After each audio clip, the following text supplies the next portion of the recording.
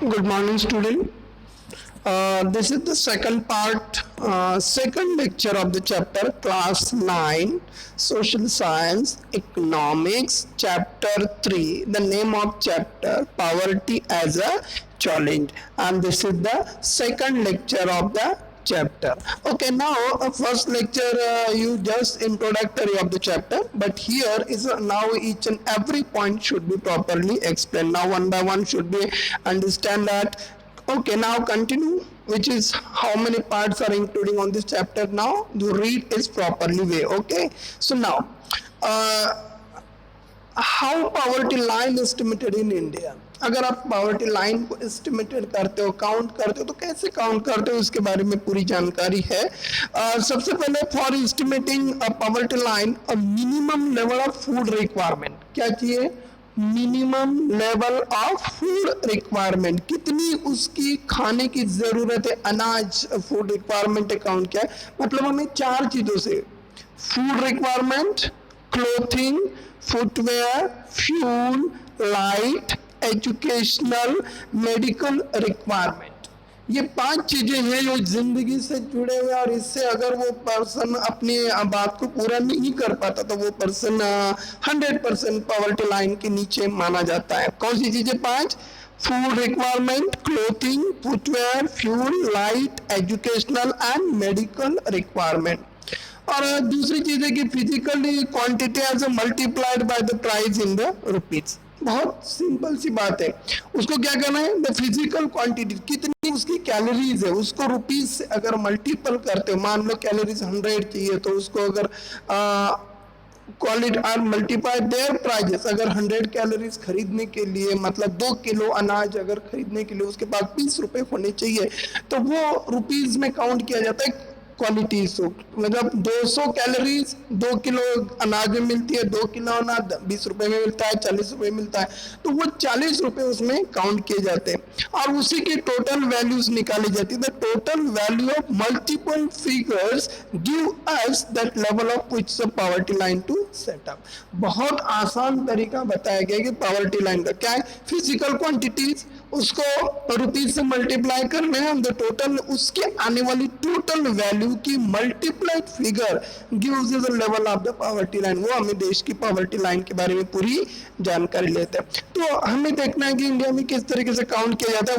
1 2 3 4 चार पॉइंट दिए और खासकर जो पॉवर्टी का जो रेशियो कलेक्ट करता है वो कौन है, NASSO, national sample survey organisation. इसका एक मार्क के लिए एग्जाम पूछा जा सकता है, फुल फॉर्म भी पूछे जा सकते हैं कि देश में पॉवर्टी काउंट करने का काम जो कौन करता है, नेशनल सैंपल सर्वे ऑर्गेनाइजेशन नासो करता है. और उन्होंने कुछ क्राइटेरिया देखो, the accepted average calories requirement in India is 2400 calories पर person per day in the rural areas. मतलब एक पर्सन की 2400 कैलोरीज, मतलब लगभग 5 किलो गेहूं है और पूरे परिवार के, और एक पर्सन का 2400 कैलोरीज, मतलब लगभग 1 या 1.5 किलो का हिसाब करें तो 1 किलो गेहूं का 2400 कैलोरीज मिल जाती है. उसमें बहुत सारी चीजें इंक्लूड हो जाती है. सो 2400 कैलोरीज जो एक पर्सन को अगर नहीं मिलती है तो वो पर्सन BPL माना जाएगा. एंड अगर बात करते हैं शहरों की तो रूरल एरिया में 2100, और अगर गांव की बात करते हो मतलब 2100 टाउन एरिया में और 2400 विलेज एरिया में माना जाता है, क्योंकि विलेज एरिया में लोगों को काम करने के लिए जो कंजम्पशन लाइन होती है वो बहुत ज़्यादा होती है. मनी एक्सपेंडिचर, अगर पैसे की ही बात करते हो तो कितने पैसे वो खर्च कर सकते हैं. कैलोरीज में बात नहीं समझ में आई तो मनी पे बात करते हैं. The monetary expenditure per capita needed to buy this calories requirement presently less the consideration of the rises prices. कितनी on the basis of this calculation of the year 2000 का ईयर है, उसमें काउंट किया गया कि पॉवर्टी लाइन जो 328 रुपए per day, a poverty line of fix was as a 328 per day for trial areas and rise 454 per days urban areas. अगर वो इसके कम पैसे खर्च करता है तो वो 100% पॉवर्टी लाइन के नीचे माना जाएगा। देखो कितने 328 per day and rural areas में 454 rupees per day. Okay, for urban areas, the poverty line is estimated predominantly by the considering sample survey। इसका जो sample survey organize इसको कलेक्ट करने का काम जो करता है वो है NASSO, NASSO, national sample survey organisation.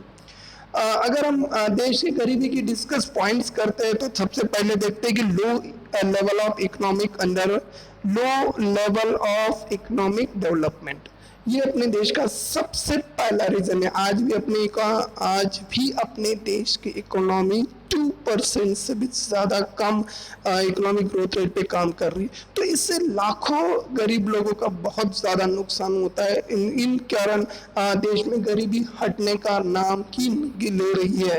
Under the British government, जैसे आपको पता है कि लो लेवल ऑफ उस समय जो ब्रिटिश गवर्नमेंट ने वहाँ की जो लोकल मार्केट थी उस लोकल मार्केट को पूरी तरह से डिस्ट्रॉय कर दिया। और डिस्ट्रॉय करने के बाद हजारों के कारीगर, जो आर्टिस्ट, कलाकार जो थे, व्यूवर्स थे, वो पूरी तरह से बर्बाद हो गया और उसको गरीबी की रेखा के नीचे भी उनकी जिंदगी चली गई। और ये अंग्रेजों का बहुत बड़ा रीजन था, ये हिस्टोरिकल रीजन माना जाता है। और India is low level of economic development under the British colonial administration. British colonial administration में देश का ग्रोथ रेट ना बढ़ना, ये भी एक देश की सबसे बड़ी गरीबी का रीजन माना जाता है। The policies of the British government discourage industries and like textile, खासकर जो ब्रिटिश की पॉलिसी थी वो टेक्सटाइल में बहुत ज़्यादा खतरनाक थी। और टेक्सटाइल में केवल रॉ मटेरियल प्रोवाइडेड करने वाला देश बना था और अंग्रेजों के बनाए हुए कपड़े परचेसिंग करने का अधिकार भारत लोगों के पास रहा और अपने देश के लोगों से कपड़े खरीदने का अधिकार भी नहीं दिया गया। इसके कारण देश की जो डोमेस्टिक इंडस्ट्री थी, देसी इंडस्ट्री थी, वो पूरी तरह से बर्बाद हुई और देश के कारण देश में पॉवर्टी बहुत तेजी के साथ बढ़ा और इससे लाखों लोगों की जॉब चली गई। और इस ब्रिटिश काल में जो देश में ग्रोथ रेट पे कोई ध्यान ना देने के कारण देश की पॉवर्टी 3 गुना बढ़ी।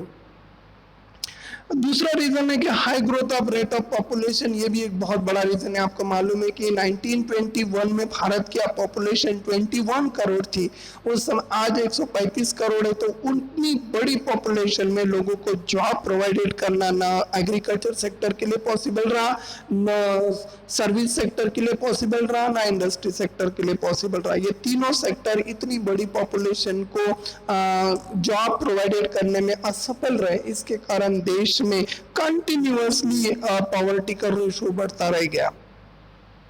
Population failure of control and population reduce the growth of rate per capita income, unequal distribution and land and other resource, ये भी एक बहुत बड़ा रीजन है। आज भी देश में रिसोर्स का जो मैटर है वो बहुत ज्यादा है, क्योंकि लैंड है कुछ ही लोगों के हाथ में डिवाइड हो चुकी है, कुछ ही लोगों के हाथ में कॉन्सेंट्रेट हो चुकी है। इसके कारण देश में अभी भी जो रिसोर्स का अनडिस्ट्रीब्यूशन होना, ये भी एक पॉवर्टी का बहुत बड़ा रीजन माना जाता है। Social culture and economic factors, ये भी एक इम्पोर्टेंट फैक्टर्स है in order to fulfil of social obligation. Observe religions, commodity people in India, including very poor, spend a lot of money, and small farmer need money by agriculture input like seed, fertilizer, मतलब क्या होता है कि social and culture, ये जो economic factor है ना, ये भी हमारे देश में बहुत ज़्यादा इफेक्टिव है। सोशल फैक्टर में आपको देखें कि हमारे समाज की 4 कैटेगरी थी, ब्राह्मण, क्षत्रिय, वैश्य, शूद्र। ये 4 कैटेगरी में समाज डिवाइडेड करता। जो निचले वाला तबका था वो 93% के आसपास उनकी आबादी थी, उन्हें कोई भी अधिकार नहीं दिया गया और एक सामंतशाही के रूप में, मतलब एक ऑब्लिगेशन, एक बहुत बड़ी उस समय एक अलिखित धार्मिक नियम के अनुसार ये कुछ कुछ ही समुदाय के हाथ में रिसोर्स को कॉन्सेंट्रेट हुआ और बाकी सारे उसके लिए महरूम रह गया, और इससे देश में गरीबी 3 गुना बढ़ी। ये एक बहुत बड़ा रीजन है। और खासकर गरीब फार्मर्स होते हैं, उनके खेती में लगाने के लिए उनको फर्टिलाइजर, सीड, पेस्टिसाइड ये चीजें लगती है, पर उसको खरीदने के लिए उनके पास पैसे नहीं रहते, इसीलिए स्मॉल फार्मर भी अपनी गरीबी को दूर करने में असफल होते हैं।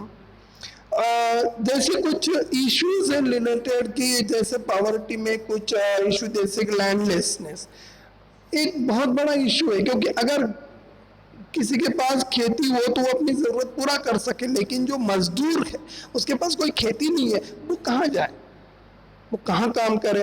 Rural India cultivation is main occupation of the people in the cultivation land is major asset. Those who have no land of the your constitute landless agriculture labour, they are most vulnerable poverty.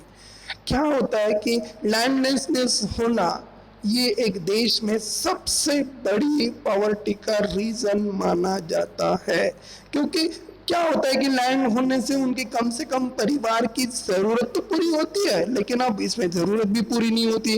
और land एक बहुत बड़ा major asset है, लेकिन वो किसी कम लोगों के हाथ में कॉन्सेंट्रेट होना ये भी किसी इकोनॉमी के लिए सही नहीं है। इसके कारण देश में पॉवर्टी का रेशियो कंटिन्यूअसली बढ़ता रहा है। दूसरे एक मेन इशू अनएम्प्लॉयमेंट। मैंने पहले बोला कि चारों सेक्टर जो है हमारे, यहाँ तक फॉरेन सेक्टर तक, हमारे देश की बढ़ती हुई आबादी को एम्प्लॉयज प्रोवाइड करना, जॉब प्रोवाइड करना पॉसिबल नहीं हुआ है। इसके कारण देश में कंटिन्यूअसली जो पॉवर्टी है उसका रेशो बढ़ता रहा है। Those who find no work in agriculture sector and themselves are rendered unemployment, they have to face poverty, hunger and starvation. इसके कारण अनएम्प्लॉयमेंट के कारण हंगर, स्टारवेशन ये भी बहुत ज़्यादा बढ़ता है, and to lead to miserable life. और अपनी वो जो जिंदगी एक नॉर्मल जिंदगी जीनी चाहिए वो भी उस जिंदगी जीने के लिए वो मजबूर हो जाते हैं, क्योंकि उनके पास कोई काम नहीं होता है। और अनएम्प्लॉयमेंट का मीनिंग क्या होता है? Those person who are able to do work but not get the work, those person who able to work but not get the work, this situation is called unemployment. Size of family ये एक बहुत बड़ा reason है, क्योंकि आज भी परिवार में साइज ऑफ फैमिली बहुत, गरीबों के घर में बहुत ज्यादा सदस्य होते हैं। और डिपेंडेंट और अनडिपेंडेंट, मतलब वर्किंग पॉपुलेशन, अनडिपेंडेंट पॉपुलेशन, ये 2 तरह का कैटेगरी माना जाता है। डिपेंडेंट का मतलब होता है परिवार में जो काम करते हैं उसके ऊपर कितने लोग ना काम करने वाले परिवार में हैं। मतलब एक परिवार में 10 सदस्य और 2 ही लोग काम करते, तो उस 2 लोगों के ऊपर 10 लोगों का परिवार को चलाने का प्रेशर आ जाता है। इसके कारण वो अपनी रोजमर्रा की दैनंदिन डेली की जरूरत को वो पूरा नहीं कर पाते। तो इसके वो रीजन है। इसे क्या एक पॉवर्टी विशियस सर्कल माना जाए। देखो, लो प्रोडक्टिविटी, अगर आपके पास प्रोडक्टिविटी नहीं है तो होता क्या है? लो इनकम, लो इनकम से नो सेविंग, नो सेविंग से नो प्रोडक्टिविटी, ये एक लो प्रोडक्टिविटी। तो ये एक सर्कुलर है जो आपके पास इनकम ना होने की वजह से आप मतलब आपका अगर कोई प्रोडक्टिविटी नहीं है तो आपके पास इनकम भी नहीं होगा, इनकम में सेविंग भी नहीं होगा, और सेविंग नहीं होगा तो इन्वेस्टमेंट नहीं होगा तो प्रोडक्टिविटी भी नहीं होगी। तो ये कंटिन्यूअसली सर्कल चलता रहता है।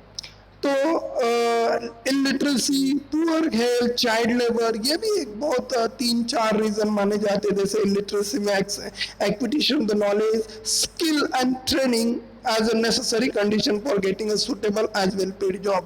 अगर आपको पेड जॉब चाहिए तो आपको well and skill education facility available हो, लेकिन गरीबों के पास तो वो भी नहीं होता है। लेकिन स्किल एंड एजुकेशन फैसिलिटी ना होने की वजह से उनको कोई जॉब नहीं मिलता, और इसके कारण भी देश में कंटिन्यूअसली पॉवर्टी बढ़ती रहती है। पुअर हेल्थ, malnutrition, आज भी SC, ST, OBC जितने भी लोअर कास्ट के लोग माने जाते हैं उन लोगों के पास आज भी अपनी 2 वक्त की जरूरत को पूरा करने की रोटी भी अवेलेबल नहीं होती है। और खासकर पॉवर्टी की होता है birth to another vicious circle. एक गरीब दूसरे गरीब को जन्म देता है, मतलब पॉवर्टी की गरीबी को जन्म देती है। Poverty rebirth by poverty. क्योंकि क्या होता है, एक गरीबी में इंसान जो पैदा होने वाला, उसके पास कोई इनकम सोर्सेस ना हो तो वो जिंदगी भर अपनी ही गरीबी को दूर करने का प्रयास करता रहता है और इसमें असफल होता है। फिर उससे उसी का गरीबी में ही जन्म लिया और गरीबी ही मरना, ये भारत की एक विशेषता मानी गई है रूलर की, और वो गरीबी हटने में असफल रही। इस वैश्य सर्कल में लाखों हमारे करोड़ों इंडियन लोग फंसे हुए हैं। चाइल्ड लेबर भी एक बहुत बड़ी इश्यूज मानी जाती है। Poverty come the people to send their children to seek deny of education, health and care, so vicious circle is speculation. Child labour भी, क्योंकि देखो घर में काम करना है तो काम करना ही पड़ेगा, अगर काम नहीं करोगे तो उनकी ज़रूरत को पूरा नहीं कर पाते। और गरीब लोगों को अपने बच्चों को स्कूल में पढ़ाने से अलावा उनको काम पे लगाने से जो कुछ शाम का पैसे मिलते हैं उसके ऊपर उनका परिवार चलता है। तो इसके लिए बच्चे एजुकेशन भी पूरा नहीं कर पाते और बीच में ही अपने परिवार के साथ काम की तलाश में निकल जाते हैं। इससे देश में चाइल्ड लेबर की संख्या बहुत ज़्यादा बढ़ी और ये भी एक पॉवर्टी का रीज़न है। हम अगर दोनों देशों की, अलग अलग देशों की तुलना करते हैं तो उसमें डिफरेंसेस क्यों नजर आता है? तो उसके रीजन क्या है? उसके रीजन है, पहला रीजन है प्रमोशन ऑफ इकोनॉमिक ग्रोथ। एक रीजन है क्योंकि क्या होता है कि हर देश का अपना अपना इकोनॉमिक ग्रोथ रेट अलग अलग होता है। In major case of India has been slow rate of economy as fast growing economy turn out the increasing amount of goods and services every year generate higher income and provided greater employment opportunity. दो देशों के बीच में अगर comparative study करते हो तो अपने देश में इकोनॉमिक ग्रोथ रेट कम होने की वजह से आज भी हम गरीबी हटाने में असफल रहे। अमीर देशों में ऐसा होता है कि उनका ज़्यादा से ज़्यादा लोगों में इनकम जनरेट करके लोगों को दिन ब दिन उस इनकम की रेशो बढ़ता रहता है। तो इसके कारण इन डेवलप्ड और अंडर डेवलपिंग ऐसे तीन कैटेगरी में पूरे वर्ल्ड को डिवाइडेड किया गया है। In income distribution remain alternate, the poor will share the increases income through a greater employment and more job opportunities. क्या होता है कि if income distribution remain unlettered, the poor will share the increased income through greater employment and more job opportunity. Thus will be same improvement in the poor message, including poverty, be reduced. There is strong link between economic growth and poverty reduction. अगर देश का economic growth rate 100% बढ़ा तो देश का growth rate बढ़ने के साथ साथ उनके इनकम सोर्सेज भी बढ़ते। आपको पहले मीनिंग होगा कि इकोनॉमिक ग्रोथ क्या होता है। इकोनॉमिक ग्रोथ का मतलब सिंपल और सादे शब्दों में समझाता हूँ। अगर आपके पॉकेट में 100 रुपीज है, 100 रुपए, और आप इस साल आपने 100 रुपीज में से मतलब 100 रुपए आपके पास इनकम था और नेक्स्ट ईयर ऐसा हुआ कि 100 रुपए में आपका इनकम 110 हो गया, तो अपना कितना परसेंट इनकम बढ़ा? 10%। तो देश की इकोनॉमी मान लो 100 रुपीज है, अगर उसमें 10 रुपए बढ़ोतरी होती है तो ग्रोथ रेट कितना होता है? 10 होता है।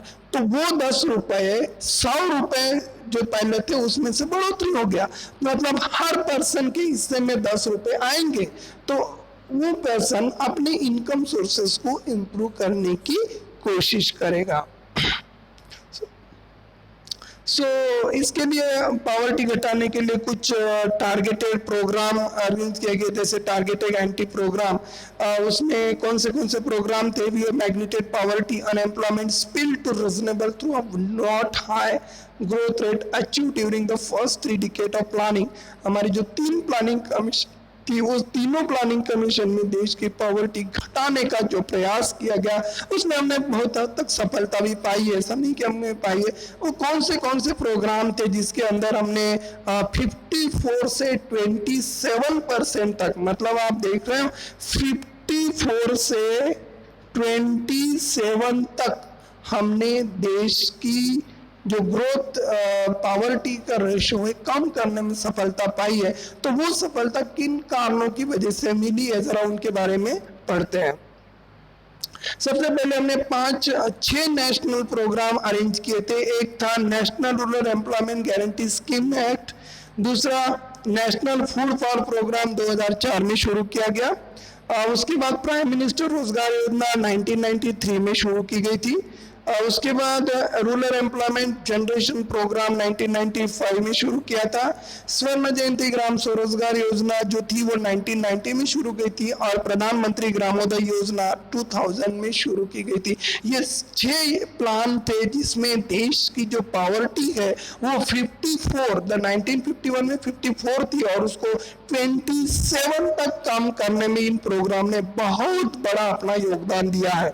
नाउ एक एक करके पढ़ते हैं कि उस योजना के बारे में जो आपको बताए कौन सी योजना है। सबसे पहले देखते हैं NREGA, national rural employment guarantee scheme act. This act provided 100 days job guarantee.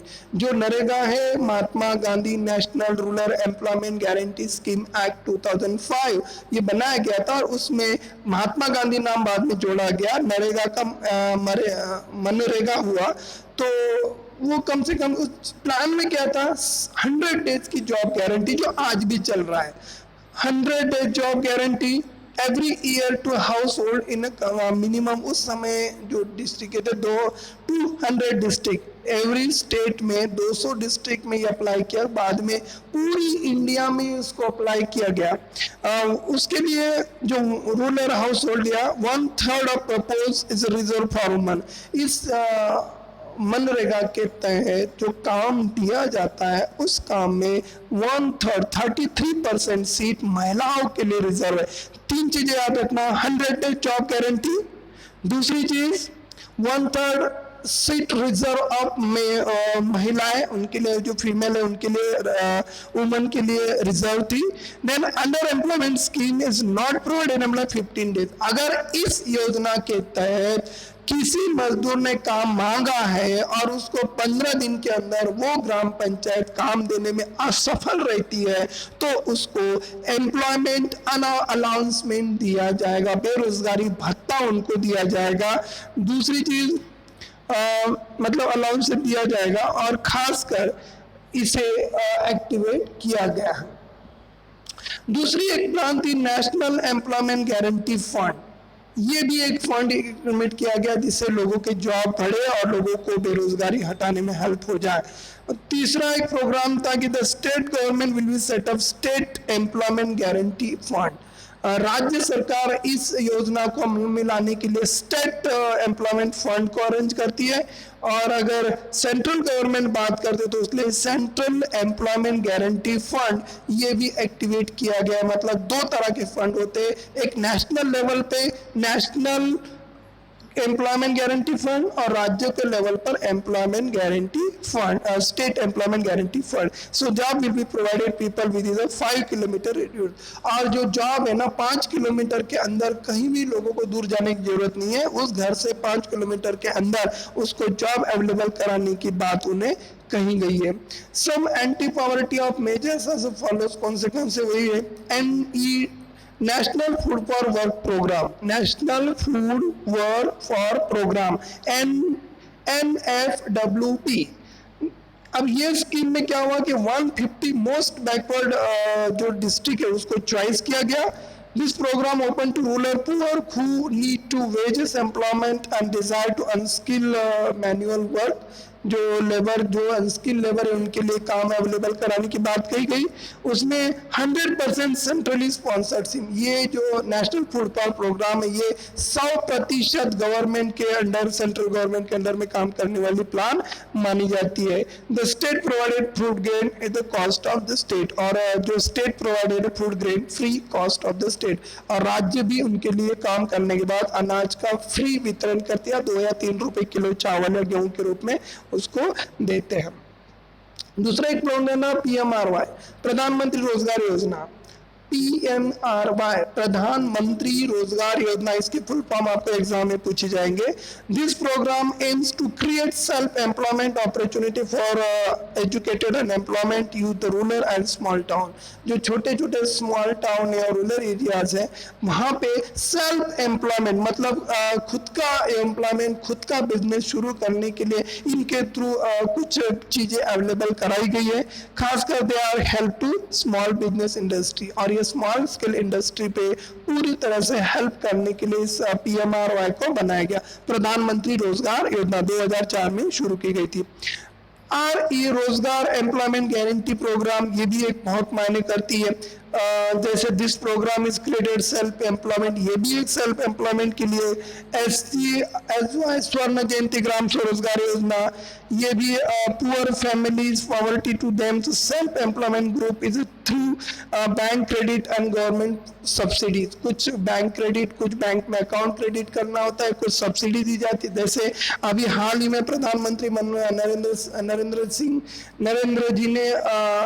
Narendra Modi ji ने अभी हाल ही में फार्मर को 2,000 रुपए प्रति ईयर स्वाभिमान योजना के तहत देने की कोशिश की है। उसे एक गारंटेड प्रोग्राम माना जाता है और यही एक प्रोग्राम स्वर्ण जयंती ग्राम स्वरोजगार योजना के अंतर्गत आता है। पीएमजीवाई प्रधानमंत्री ग्रामोदय योजना, ये गांव को विकसित करने के लिए लगाया गया, खासकर assistant state of as a primary. क्या क्या चीजों में concentrate? Health, education, rural shelter, rural drinking water and rural electrician. इन 5 चीजों को डेवलप करने के लिए पीएमजीवाई प्रधानमंत्री ग्रामोदय योजना का आगाज हुआ। So this is the overall of the second part of the chapter. You learn easiest reason, main concept, main program, क्या प्लानिंग प्रोग्राम थे, इन सभी प्रोग्राम के बारे में प्रॉपर जानकारी दी। आप इसको लर्न करके रख ले और उसका असाइनमेंट सॉल्व करें और अपनी नोट्स खुद की बना ले।